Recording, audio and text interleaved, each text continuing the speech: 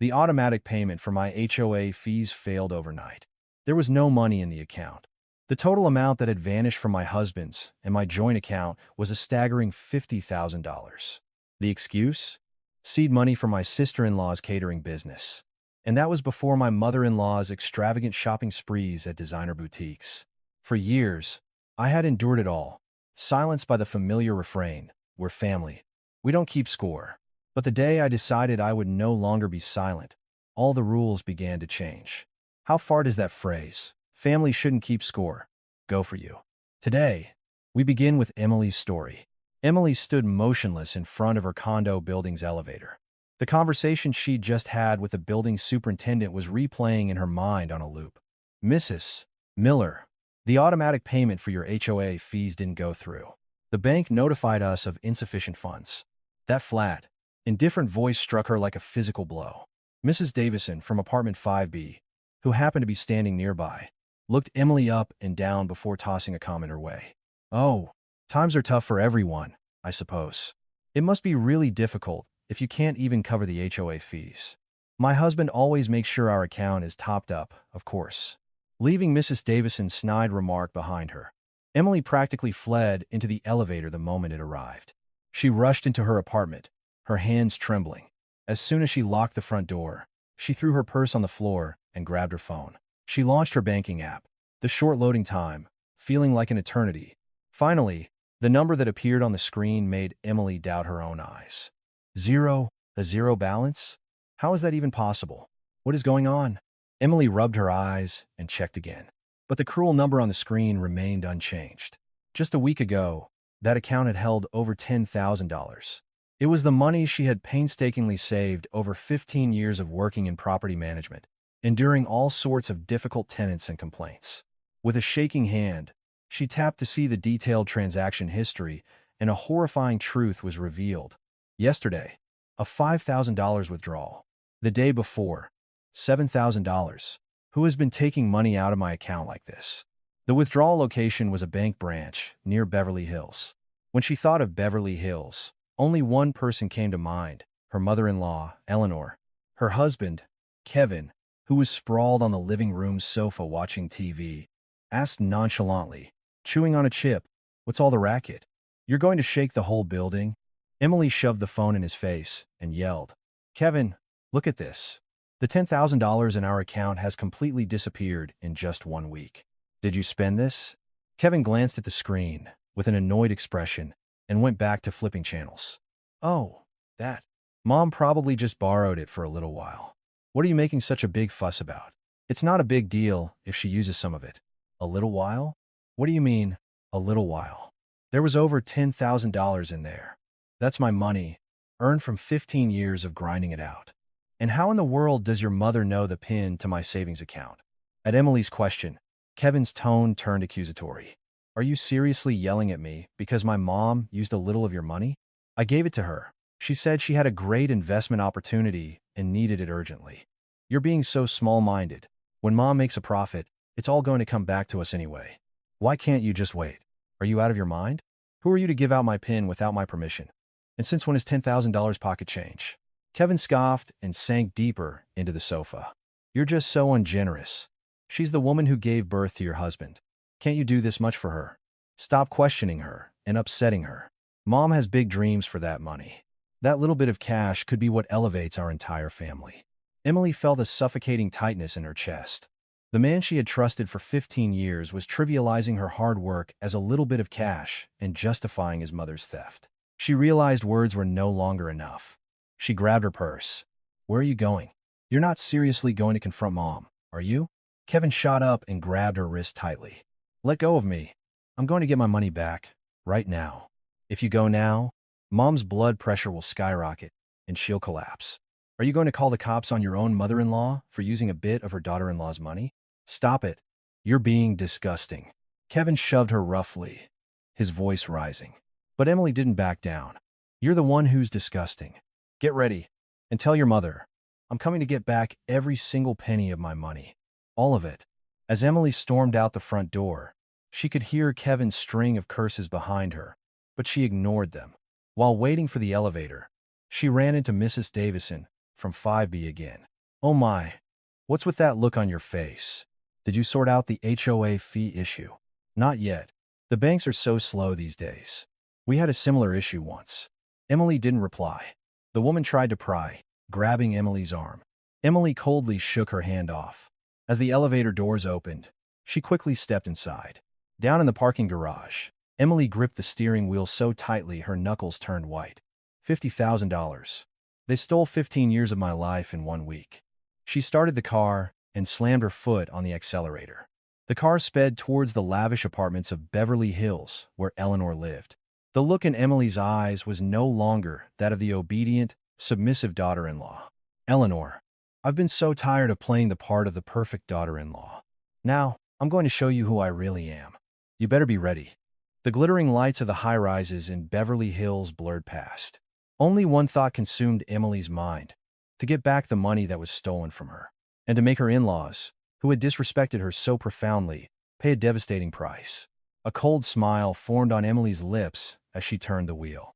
The first chapter of her revenge was just beginning. Emily sat at a desk in the bank. The air conditioning was cool, but the savings passbook in her hand was damp with nervous sweat. I need a printout of all transactions. For the last month. Every single one, down to the last cent. Emily's voice was trembling, but her eyes were as sharp as a blade.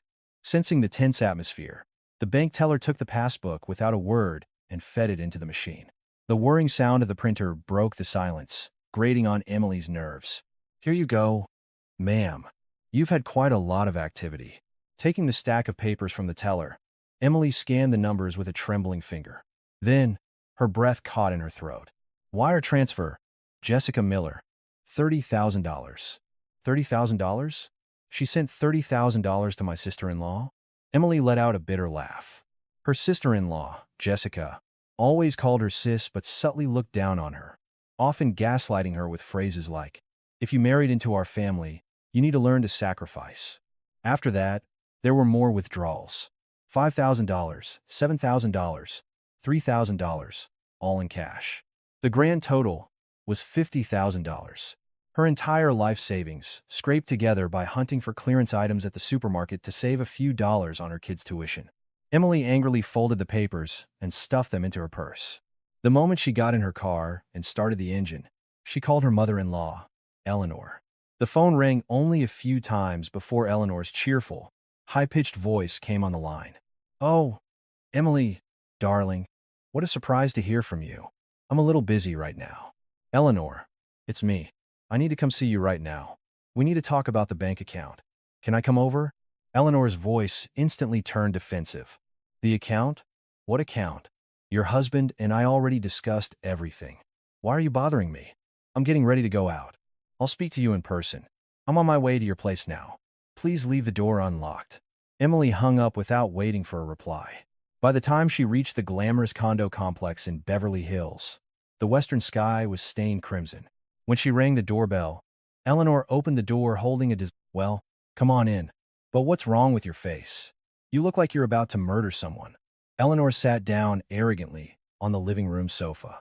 The coffee table and the area around the sofa were littered with shopping bags from every high-end department store imaginable. The sight felt like a dagger twisting in Emily's heart. "Would you like some tea? I just bought some very expensive pu'er, though I'm not sure if you'd appreciate the taste." "No, thank you. I'd rather you look at this." Emily pulled the transaction statements from her purse and threw them onto the table. Eleanor narrowed her eyes, glanced at the papers, and then casually pushed them aside with her finger. "And what is this supposed to be? I'm not interested in your little numbers game. It's the transaction history for my account. $50,000 disappeared in 1 month. Since you knew the PIN, you're the one who spent it all, aren't you?" Eleanor suddenly sat up straight and raised her voice. "Fine. I used some of it. I had to pay for my back surgery. My God, a daughter-in-law coming at me like this over a few dollars when her mother-in-law is sick and dying. Is that how your parents raised you?" At the mention of her parents, Emily played the trump card she had prepared. "Surgery? I just called every hospital you've ever mentioned visiting. Not only is there no record of a surgery, but there isn't even a record of a consultation. Tell me which hospital you had the surgery at. I'll go there right now and verify the cost myself." Eleanor's face went white for a second, but she quickly recovered, screaming, "Are you investigating your mother-in-law now? You terrifying woman. I could have gone to a different hospital. What right do you have to interrogate me? How dare you glare at me like that? Just then, Eleanor's phone vibrated on the table, its screen lighting up. A notification was clearly visible. Saks Fifth Avenue. VIP Private Collection Preview. Emily saw it clearly. The date on the notification perfectly matched the day $7,000 was withdrawn from her account. When Emily pointed at the phone, Eleanor shrieked and snatched it. This is my private business. Don't look. Are you crazy? How dare you touch your mother-in-law's things? The day you took $7,000, you went to the department store, didn't you? All these shopping bags scattered around, you bought them all with my money, right? The money I earned over 15 years, putting up with abuse at the property management office, was not for you to buy clothes and bags. Realizing she could no longer hide it, Eleanor collapsed onto the sofa. She then pulled out a handkerchief and began to feign tears. Oh, my miserable life. After my husband died, I worked my fingers to the bone to raise my son. And now that I'm old, I get treated like this by my daughter-in-law for buying a single handbag. Fine, I'm a thief. This family has gone to the dogs. I never called you a thief, Eleanor. You said it yourself. And what about the $30,000 you sent to Jessica? Was that for hospital bills, too? Eleanor stopped crying abruptly and glared at Emily with venomous eyes. Jessica is opening a small business as her older brother's mother. Can't I help her out that much? Is she a stranger? She's our family. The money you earned it, thanks to my son, Kevin. Once you married into this family, your body and your money all belong to us. How dare you talk about your money? Emily felt the blood run cold in her veins at Eleanor's shameless logic. I see. If that's how you think, then I'll do things my way. I'm giving you 1 week to return the full $50,000. The money you gave Jessica and the money you spent at the department store. All of it. What? Are you insane? Where am I supposed to get that kind of money? It's already been spent. That's your problem. You spent it, so you have to pay it back. If the money isn't back in my account in 1 week, I'm taking these statements straight to the police. You do know that theft is a crime, even among family, right? Horrified, Eleanor tried to grab Emily's leg. You can't be serious. You'd really send your own mother-in-law to jail? Do you think your husband will just stand by and let that happen? He was an accomplice, so I'll just tell them to punish him, too. You have 1 week, Eleanor. In that time, you can sell your handbags or mortgage your condo. Figure it out. Emily stormed out of the apartment, leaving Eleanor's screams behind her. The reflection in the elevator mirror was no longer the face of a kind, obedient woman. It was a cold, hard mask, etched with nothing but a thirst for retribution. This is just the beginning, Eleanor. I'm going to make you feel, down to your bones, just how steep the price is for treating my life like a joke. Emily drove into the darkening streets of Beverly Hills. Her revenge was just getting started. On her way home from work, Emily was grocery shopping in the basement level of a department store. As she placed a few bundles of fresh vegetables and some fruit with discount stickers into her cart, her mind was furiously calculating her remaining budget for the month. Every penny she earned at the property management office, dealing with difficult residents all day, was precious to her. Spending even a single dollar made her hand tremble. Then, as she rode the escalator past the 3rd floor, a familiar, booming voice from the luxury goods section made her stop in her tracks. Bring out this one, and that one the most popular styles. My taste is quite refined, you know. I can't be bothered with anything that's not impeccably made. The owner of the voice was her mother-in-law, Eleanor. Dressed in a flashy outfit, Eleanor stood with her chin held high, imperiously commanding the store clerk. Emily felt herself drawn towards them as if in a trance. The clerk, clearly intimidated by Eleanor's demeanor, was bowing repeatedly with a strained smile. Ma'am, you have an incredible eye. This handbag is from the new season's collection, the most difficult to acquire. It's a perfect match for your aura. Eleanor preened in front of the mirror, holding the bag at various angles, a look of pure satisfaction on her face. Then, as if preparing to open her wallet, she asked boastfully, How much did you say it was? $8,500, ma'am. That's a reasonable price. I'll take it. Wrap it up nicely for me. Emily stood frozen, watching the scene unfold. Her knuckles turned white as she gripped the handle of her shopping cart. Eleanor strode confidently to the counter and presented a credit card. From a distance, Emily recognized it instantly. It was the family credit card, linked to Kevin's salary account, which Emily managed. The moment the clerk swiped the card through the terminal, a sharp, piercing beep echoed through the store. It was the sound of a declined transaction. "Oh, ma'am, it's not going through. Let me try again." The clerk, flustered, tried a second time, but the result was the same. Eleanor's face began to turn a deep shade of red. "That's odd. Is your machine broken? There's more than enough money in my son's account. Why would it be declined? Try it again." "I'm very sorry, ma'am. I've tried 3 times, and it's coming up as exceeds limit or suspended card. Do you have another form of payment?" Other shoppers began to glance over, whispering among themselves. "That's impossible. There should be plenty of room on the limit." Eleanor fumbled through her wallet, but aside from Emily's family card, there wasn't a single valid credit card inside. Just then, Emily slowly walked into the boutique. "Eleanor." Eleanor spun around with a gasp, her face a mask of pure shock, as if she had just seen a ghost. "You? What are you doing here?" "I was just picking up some groceries for dinner." "And you're shopping? I see. An $8,500 handbag. How impressive." Eleanor quickly shoved the card back into her wallet, trying to regain her composure. "Oh, I was just looking." "Is there a law against looking? It seemed like you were about to buy it, not just look." "But what a shame. I had all the cards under my name suspended yesterday." The clerk's eyes widened, and the gazes of the gathered crowd zeroed in on Eleanor. Trembling with humiliation, Eleanor shrieked, "Are you insane? How dare you suspend your mother-in-law's credit card? Where are your manners?" "What manners are you talking about? It's a family card under my name. I have every right to suspend it." "Eleanor, there's a limit to living lavishly on someone else's dime. Wasn't the $50,000 you secretly took from my savings account enough? Now you're openly trying to buy an $8,000 bag with my card?" Emily's accusation rippled through the boutique. The whispers of the onlookers grew louder, assaulting Eleanor's ears. "Did you hear that? The mother-in-law stole $50,000 from her daughter-in-law. My God, look at her face. No shame at all, even after getting caught stealing." Eleanor's face was about to burst with rage as she pointed a trembling finger at Emily.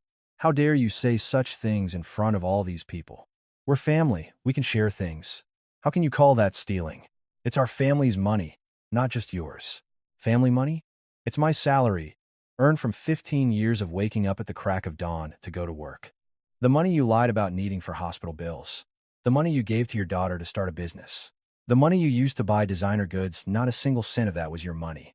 Emily pulled the pre-printed transaction history from her purse and held it up for the store manager and the crowd to see. "Look here. These are all the dates and places you use my card. You're a VIP at this department store, aren't you? How did you maintain this lifestyle with only $800 in your own bank account? Aren't you ashamed of yourself? Carrying a handbag bought with someone else's blood, sweat, and tears." The judgmental stares of the crowd pierced Eleanor like arrows. The store manager, looking uncomfortable, approached her. "Ma'am, you're disturbing the other customers. Could you please step outside?" "Who are you to tell me to leave? I'm a VIP here. Do you know who I am?" Eleanor shrieked, but Emily remained unfazed. She pointed to a shopping bag Eleanor was holding and delivered the final blow. "You'll have to put that bag down, too. You bought that with my card as well, didn't you? I'll be returning it immediately." Unable to bear the shame and fury any longer, Eleanor threw the shopping bag to the floor. "Fine. I don't want your filthy things. Just you wait. I'm going to tell Kevin to kick you out of the house this instant. How dare you humiliate your mother-in-law in public? You're not even human." Eleanor screamed as she fled the boutique. A wave of laughter and applause followed her retreating figure. Emily stood her ground, taking a shaky breath. It was a liberating feeling, but at the same time, a wave of self-pity washed over her, and tears welled in her eyes for having believed these people were a family for 15 years. The store manager approached and apologized courteously, offering words of comfort. "You did the right thing, ma'am. That was truly satisfying to watch. To be honest, that customer has been a headache for us as well." Emily gave a faint smile and a small bow before turning to leave. Her gaze was harder now, sharper than ever before. She knew what was next, the final showdown with her husband, Kevin. Calmly, Emily began to prepare for the next phase. In her car, Emily pulled out her phone. With a trembling finger, she dialed her sister-in-law, Jessica's, number. The phone rang and rang, but all she got was the robotic voice of the voicemail system. "So, you're not going to pick up?" Emily bit her lip and dialed again. Twice, 3 times, 4 times. But Jessica remained silent, as if she had vanished from the face of the earth. Emily slammed her hand against the steering wheel in frustration and started the car. Staring at the address of Jessica's supposed catering business, she pressed down on the accelerator. After a 30-minute drive to a quiet residential area on the outskirts of the city, she found Jessica's shop. It was in a far more decrepit state than she had imagined. The sign, Jessica's Kitchen, hung crookedly, and the glass door was locked tight, the inside dark. Emily got out of the car and started pounding on the door. "Jessica, I know you're in there. Open this door." There was no sound from within. The commotion brought out the woman from the dry cleaners next door, shaking out a towel. "Oh, that place has been closed for a few days. The owner said she was going on vacation." "A vacation? When did she leave?" "Let's see. Maybe 3 days ago?" "A truck came late at night, and they loaded it up with a ton of stuff. I thought it was a lot of luggage for a vacation." Emily peered inside the shop. The display cases were empty, and the refrigerator was unplugged. "Excuse me, but are you sure she wasn't closing down for good?" I thought it was strange too. The delivery scooter hasn't been around either." Emily's eyes narrowed. Pressing her face against the glass, she could see the empty showcases and trash scattered across the floor. This wasn't a vacation. It was a clear-cut case of skipping town. She tried calling again, but the phone was still off. Standing there, Emily meticulously scrolled through Jessica's old social media posts. Shared commercial kitchen. Right. She said she was switching to a delivery-only model. After a quick search, Emily found the shared kitchen facility where Jessica was supposedly operating. Another 40-minute drive brought her to the second floor of a rundown commercial building. The hallway was cluttered with unpacked boxes, and she could hear bustling sounds from inside. When Emily threw the door open, a young part-time worker looked up, startled, and tried to block her way. "Excuse me? We're not open for business right now. Where is Jessica Miller? Tell her to come out here now." The owner isn't here today. She's been hard to reach." Emily didn't miss the flicker in the employee's eyes. Through the doorway, she could see a commercial oven and large refrigerators stacked in the kitchen, with post-it notes that read "reserved for pickup" stuck to them. Shoving the employee aside, Emily snatched a tablet from a table. It was open to a marketplace website. Commercial refrigerator. Quick sale. $2,000. Gas range. All for $1,500. Emily took a picture of the screen and sent it to Jessica. She added a short, sharp message. "Trying to sell off your equipment and skip town? Before you do, you can use that money to pay back the $30,000 you owe me. If you don't call me right now, I'm coming to your house with the police." Less than 5 minutes after she sent the text, her phone rang frantically. The screen displayed, "Jessica." Emily answered, her voice cold and steady. "Finally decided to get in touch, I see." "Emily, what's going on? Do you really think I'm running away?" "I'm just closing down the business because of some personal issues." Jessica's voice was artificially bright, but the tremor at the end of her words was unmistakable. "Personal issues? And those issues don't include paying back the $30,000 you took from my savings? You used my hard-earned money to open a business, and now that it's failing, you're trying to sell off the equipment and disappear?" "Emily, you're being too harsh. I didn't steal that money. Mom gave it to me. She gave it to me to help with my business. Why should I have to take this from you? What money does your mother have to give you $30,000? That was my money, the money I saved over 15 years of putting up with my boss's crap. You knew Mom raided my emergency fund to give you that money, and you took it without a second thought." Jessica was silent for a moment, at a loss for words, before responding with brazen audacity. "My God, you're making such a big deal over family sharing a little money. I'm on the verge of bankruptcy here. I feel like dying. I don't have the money. Sue me if you want." "Why would I sue you? The law can handle this." "Jessica, I'm going to put a lien on all the equipment you're trying to sell. And then I'm going to file a criminal complaint for felony theft against you, your mother, and my husband for conspiring to steal from my account."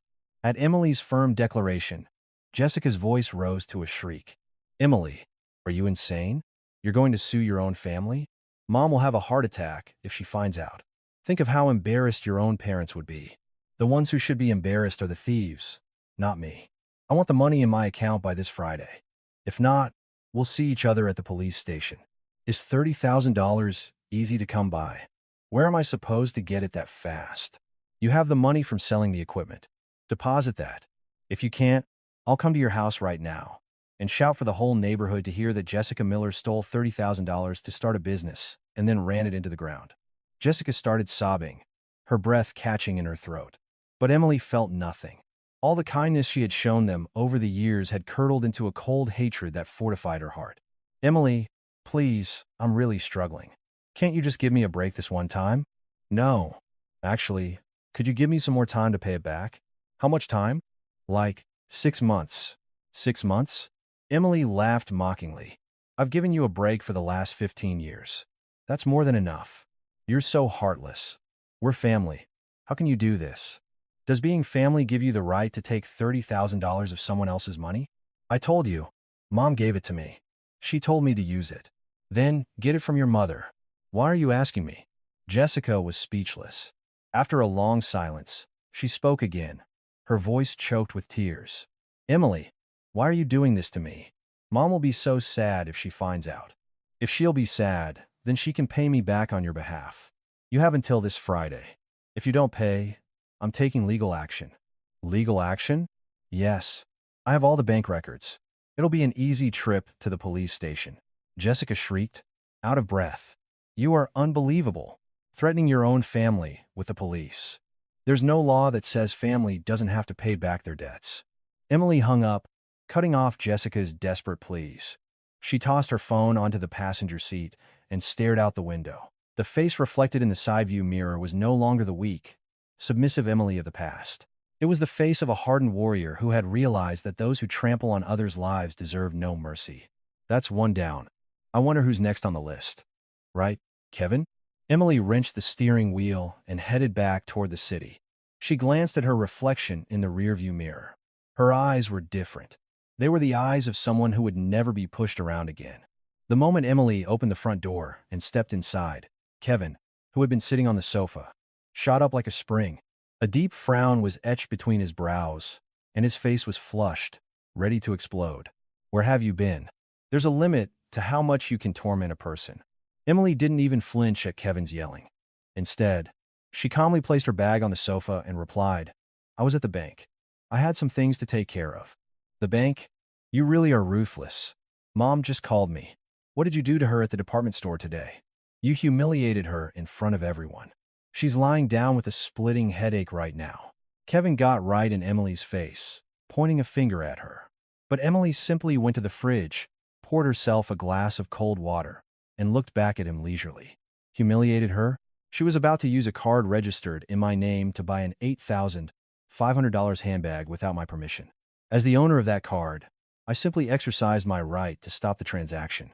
Is that what you call humiliation? The real humiliation is getting caught trying to live large on someone else's money. What? $8,500. Is that such a big deal? Mom sacrificed everything to raise us, never buying anything she wanted. As her daughter-in-law, can't you even buy her one handbag?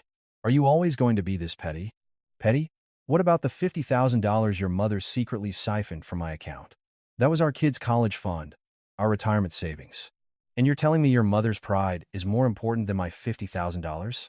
Faced with Emily's sharp accusation, Kevin faltered for a moment before shouting even louder. God, she said she'll pay it back later. She just needed it urgently for a little while. Why are you hounding her like this?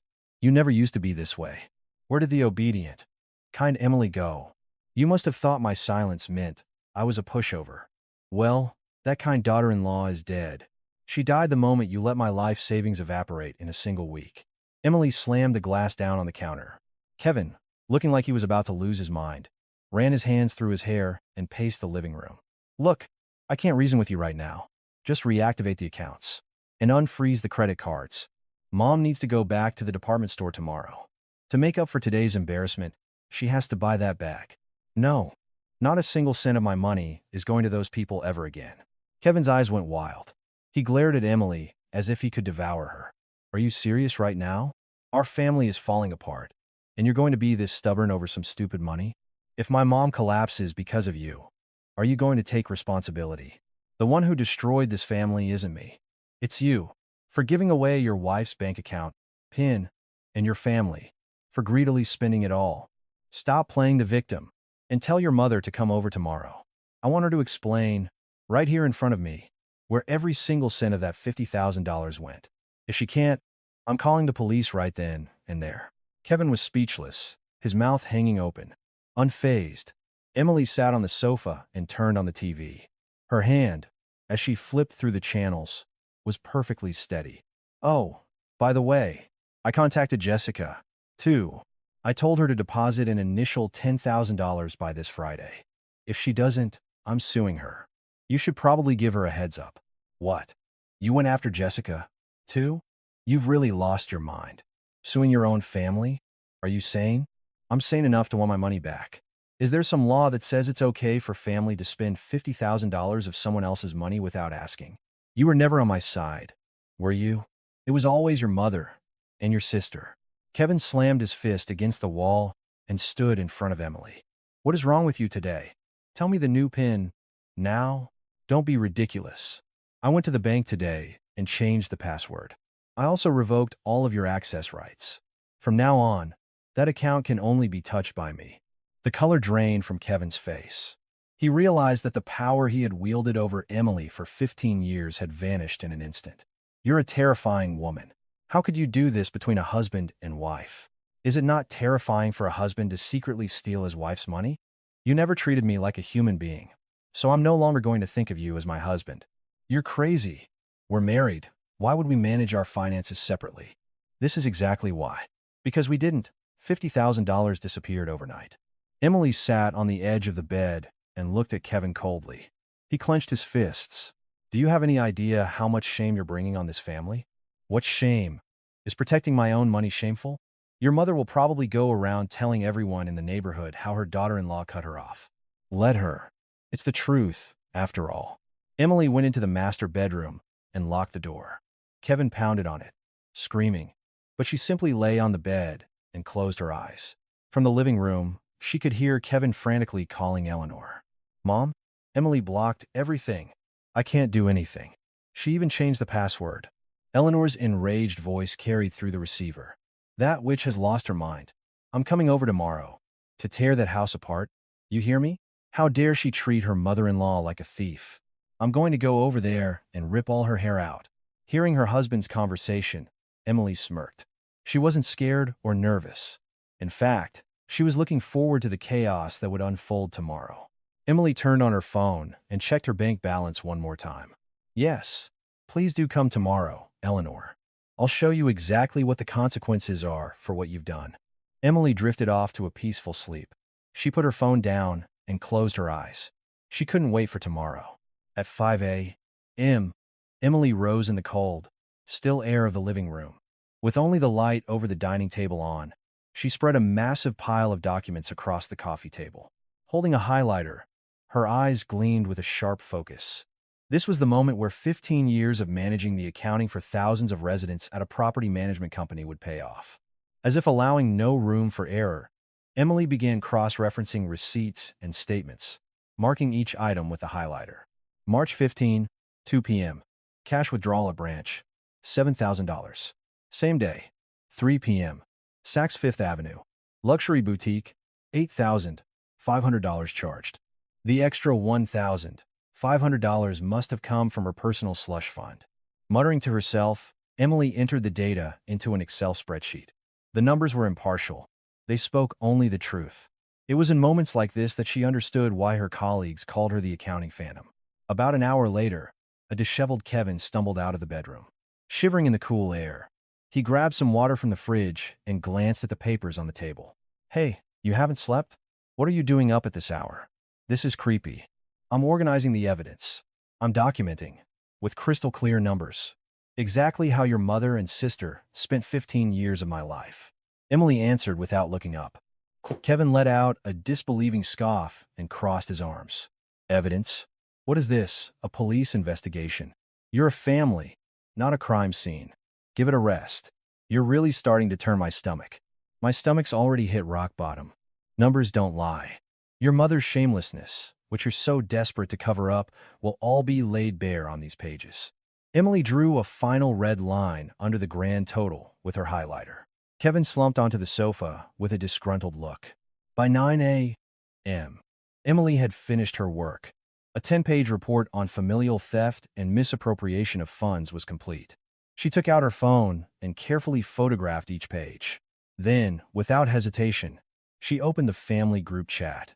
There were 4 members: her mother-in-law Eleanor, her sister-in-law Jessica, her husband Kevin, and herself. Emily began uploading the photos one by one. The first was a summary of the bank transactions. Total unauthorized withdrawals, $50,000. Wire transfer to Jessica Miller, $30,000. Cash withdrawal by Eleanor Miller, $20,000. The second was a perfectly matched table comparing the department store purchase records with the cash withdrawal dates. A detailed list of luxury handbags, custom-made dresses, and expensive coats purchased under Eleanor's VIP membership number was laid out in plain sight. Finally, Emily sent a gut-punching message. Eleanor, Jessica, I've put together a detailed breakdown of where my $50,000 disappeared to. Please review. No excuses after you've read it. The moment she hit send, Kevin screamed and ran towards her. Are you crazy? Why would you post this in the group chat? What if mom's blood pressure spikes? Am I supposed to be responsible for that? I thought we were family. Families should be transparent, right? There's nothing to hide. Your mother proudly spent the money, so I'm just publicizing her achievements. Emily calmly lifted her glass and took a sip of water. Less than 10 minutes later, the read receipts next to the message began to disappear. And then, Eleanor's calls started flooding in. Emily declined the call and sent a text. Eleanor, I will not be taking your calls. If you have something to say, send it via text. A torrent of abusive texts from Eleanor followed. Are you calling me a thief? Delete that right now. Kevin, aren't you going to control your wife? That wretched woman. How dare she do this to her mother-in-law? Emily, unfazed, replied. How is stating facts the same as calling you a thief? It's a fact that you used my money to buy designer bags and help pay for Jessica's store deposit. Is it logical to buy an $8,000 handbag when your own bank account only has $800 in it? When Eleanor's text stopped, it was Jessica's turn to send a barrage of tearful messages. Emily, you're being so cruel. Do you think I would have asked Mom for help if I wasn't desperate? How could you stab your own family in the back like this? Emily scoffed and texted back. You're the one who stabbed me in the back. You took $30,000 of my hard-earned money and didn't even have the decency to say thank you. You have until Friday afternoon. If the money isn't deposited, I'm filing a police report. Kevin stood beside her, wringing his hands, at his wits' end. An hour later, as expected, the doorbell rang as if someone was trying to break it down. When Kevin opened the door, a red-faced Eleanor stormed in. Where is she? Where is that wicked woman? I'm right here. Eleanor, you have powerful lungs. Carrying all those designer bags must have given you a boost of energy. Emily sat at the table, sipping her tea, and stared directly at Eleanor. Eleanor rushed towards her and slammed her hand on the table. The teacup rattled, splashing tea onto the floor. Delete it. Delete the filth you posted in the group chat right now. Are you trying to make it so I can't show my face in public? Why shouldn't you show your face? You lived in luxury with my money. You should be proud. Eleanor, look here. The $18,000 you spent at the designer boutiques. You admit you used my money for that, right? Kevin stood by awkwardly. Eleanor glared at Emily again. After humiliating me at the department store, now you're trying to shame me in front of the whole family? It's not shaming you. It's confirming the facts. You spent $18,000 at designer stores. With my money, I've worked hard my whole life. Don't I deserve to spend that much? Eleanor shouted. Emily took a sip of tea and replied calmly. If you worked hard your whole life, you should have used your own money. Why did you use mine? Eleanor's mouth opened and closed. Emily continued, flipping through the papers on the table. And the $30,000 you sent to Jessica is all here, too. You used it to cover the losses from her failed catering business, didn't you? That's because Jessica was desperate. Desperate or not, you should have gotten my permission. Isn't that right? Why is the money in Kevin's account your money? It's mixed with the money Kevin earns, so it's our family's money. The mother-in-law needs to use some of it. Who are you to make such a fuss? Eleanor was still busy justifying herself. Emily tossed the stack of papers in front of Eleanor's face. The money my husband earns goes entirely to living expenses. The money in this account was my personal emergency fund, earned from working weekends and overtime. You stole the PIN and took it. That's theft. Legally, you could go to jail for this. Jail? You insane witch. Are you really going to send the mother who gave birth to your husband to jail? Eleanor stomped her feet, but Emily's gaze was as cold as ice. Yes, I'm serious. I gave you a week. Return the $50,000. Jessica is trying to sell off her equipment to Skip Town. I've already taken pictures of everything. Tell her to sell it and pay me back. Otherwise, I'll see you at the police station. Eleanor trembled with rage at Emily's resolve and collapsed to the floor. But even then, there was no sign of remorse. She just screamed, Kevin, are you just going to stand there? Throw this crazy woman out. Emily looked down at Eleanor with a smirk and delivered the final blow. Eleanor, if you have the energy to scream, you should use it to find some money. My patience has run out. A tense silence filled the room, punctuated only by Eleanor's ragged breaths and Emily's cold smile. She knew the end of her revenge was near. A suffocating silence hung in the living room. Eleanor, slumped on the floor, gasped for breath while glaring at Emily with venomous eyes. But Emily calmly lifted her teacup, meeting Eleanor's gaze head-on. 15 years of suppressed anger had solidified into a cold reason that enveloped her entire being. Kevin, are you really just going to stand there and listen to what this thing is saying? She's threatening to send her own mother-in-law to jail. Is she even human? Why aren't you kicking her out? Eleanor shrieked, clutching at Kevin's pant leg. Kevin fidgeted, his eyes darting between Emily and his mother. Emily, please, just stop. I know Mom was in the wrong, but she's still my mother. Filing a police report? Is that something a child should do? At Kevin's clueless remark, Emily let out a bitter smile. A child's duty? Then is it a mother-in-law's duty to steal her daughter-in-law's hard-earned money? And you, who stood by and gave her the pin, did you fulfill your duty as a husband? Don't make me laugh. I never expected any sense of duty from your family. Emily pulled another document from the pile on the table. It was a copy of the loan shark agreement that Jessica had co-signed, the very thing Eleanor had desperately tried to hide. Eleanor, do you think Jessica's only problem is a failed catering business? Look at this. Your daughter got into gambling and even took out a loan from a loan shark. The $30,000 you took from my account didn't go to a business deposit. It went to paying off the interest on that loan. Eleanor's face instantly turned ashen. What? What are you talking about? Jessica would never. She's such a good girl. Does a good girl steal from her sister-in-law's savings account? Eleanor, wake up. While you were busy pouring my money into her problems, your daughter was looking up one-way tickets to the Philippines. I heard it from her part-time employee. The truck that took her things went straight to the airport's cargo terminal. At that moment, Eleanor's phone rang loudly. Jessica's name flashed on the screen. With a trembling hand, Eleanor answered. Jessica, where are you? Your sister-in-law is saying the most bizarre things. Is it true you took out a loan? You're not trying to run away, are you? Jessica's frantic screams erupted from the other end. Mom, is that important right now? I need another $20,000, immediately. Those guys are after me. They're going to kill me. There's no more money in her account. You have to do something. Jessica, what are you talking about? She blocked all the accounts. I'm at my wit's end here. Then you figure it out, Mom. I don't care anymore. Don't call me. The line went dead. Eleanor dropped the phone as if her soul had left her body. Watching her, Emily delivered the final, cold blow. You see, that's the true face of the daughter you raised so preciously. Now you have no one left. The $20,000 you withdrew in cash, give it to me now. Or we're leaving for the police station this instant. Eleanor began to laugh like a madwoman. Money? There's no money. I spent it all. I bought that bag, ate at fancy restaurants, and paid off Jessica's debt.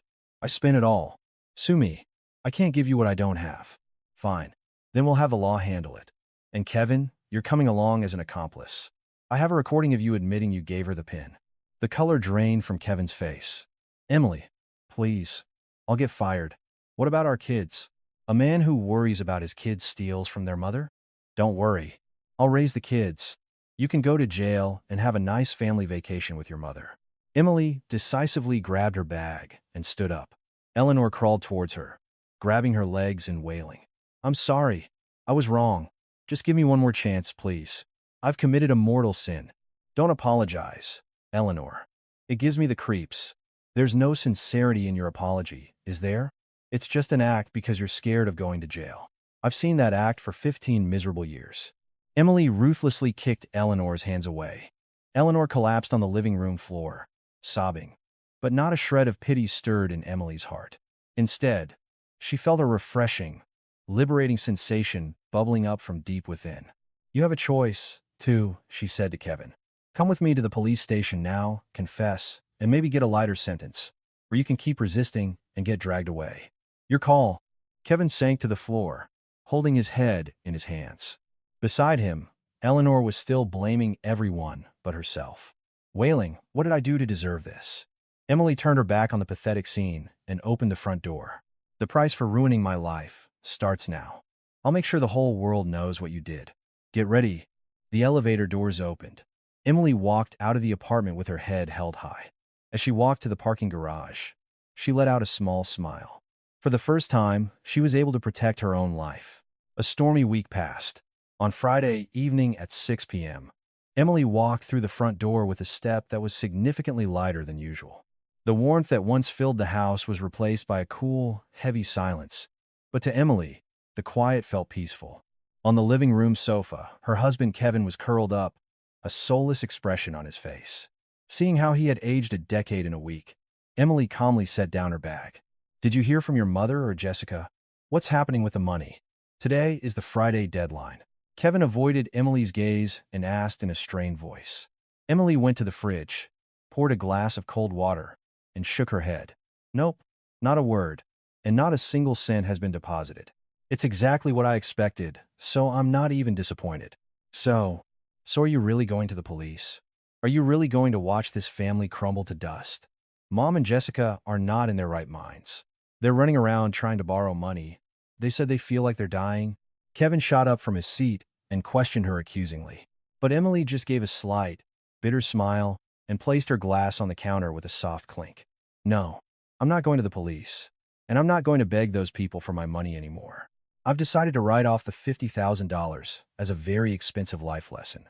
I'm done wasting my time and emotions on people who are never going to pay me back anyway." Kevin's face instantly brightened. He was relieved that Emily had given up. "That's right. I knew you were the bigger person. Emily, you made the right choice. It's just not right for a family to be suing each other over money. I'll work hard and somehow make it up to you." "Thank you so much, Emily."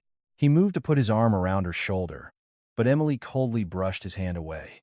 "Don't misunderstand me. I haven't forgiven you. I've just changed my methods. As of today, our family's financial structure has been completely reorganized. I will manage my salary account, and you will manage yours.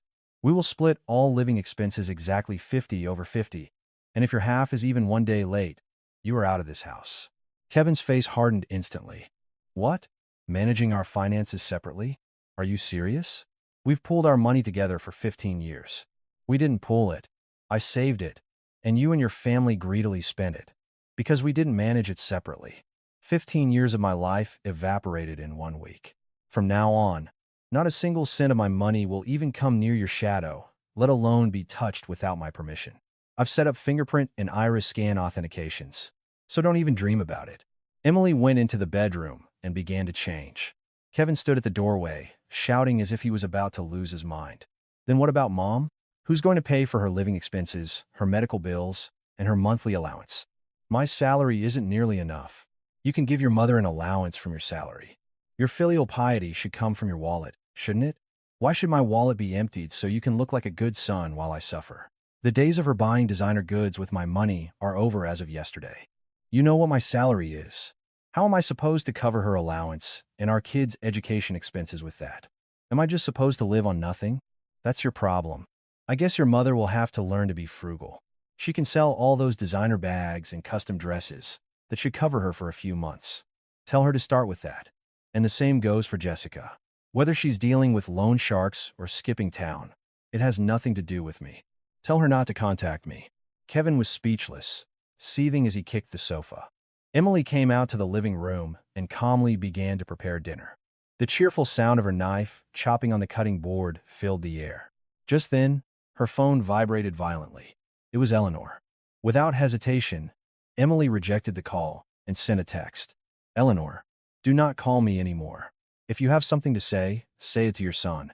The allowance and all other benefits provided for my money are terminated as of today. Live off your son's generosity from now on. You'll also need to cancel your VIP membership at Saks.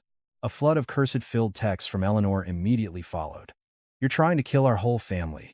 Kevin cut my allowance to a fraction of what it was. You evil woman, are you trying to starve your mother-in-law to death? Emily scoffed and replied, the woman who stole her daughter-in-law's life savings to live in luxury is now talking about starvation. For the rest of your life, instead of carrying designer bags, try carrying a sense of guilt. I will not be replying further.